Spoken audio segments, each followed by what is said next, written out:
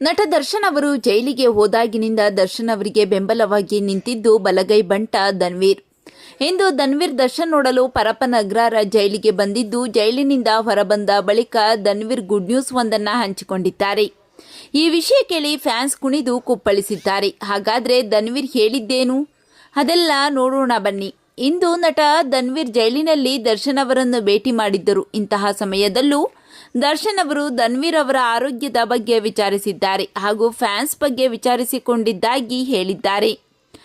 ಇನ್ನು ದರ್ಶನ್ ಯಾವಾಗ ರಿಲೀಸ್ ಆಗ್ತಾರೆ ಅಂತ ಕೇಳಿದ್ದಕ್ಕೆ ನೋಡಬೇಕು, ಲಾಯರ್ ಹೇಳುವುದನ್ನು ನೋಡಿದ್ರೆ ಇನ್ನು 2 ತಿಂಗಳಲ್ಲಿ ಜಾಮೀನು ಸಿಗಬಹುದು ಅಂತ ಮಾತುಕತೆ ನಡೆಯುತ್ತಿದೆ. ಆದರೆ ನಮ್ಮ ಕೈಯಲ್ಲಿ ಏನೂ ಇಲ್ಲ. ಆ ದೇವರು ಒಳ್ಳೆಯವರನ್ನ ಯಾವತ್ತೂ ಕೈ ಬಿಡಲ್ಲ. ದರ್ಶನ್ ಅಣ್ಣ ಆದಷ್ಟು ಬೇಗ ಬರ್ತಾರೆ ಎನ್ನುವ ಖುಷಿಯ ವಿಚಾರ ಹಂಚಿಕೊಂಡಿದ್ದಾರೆ.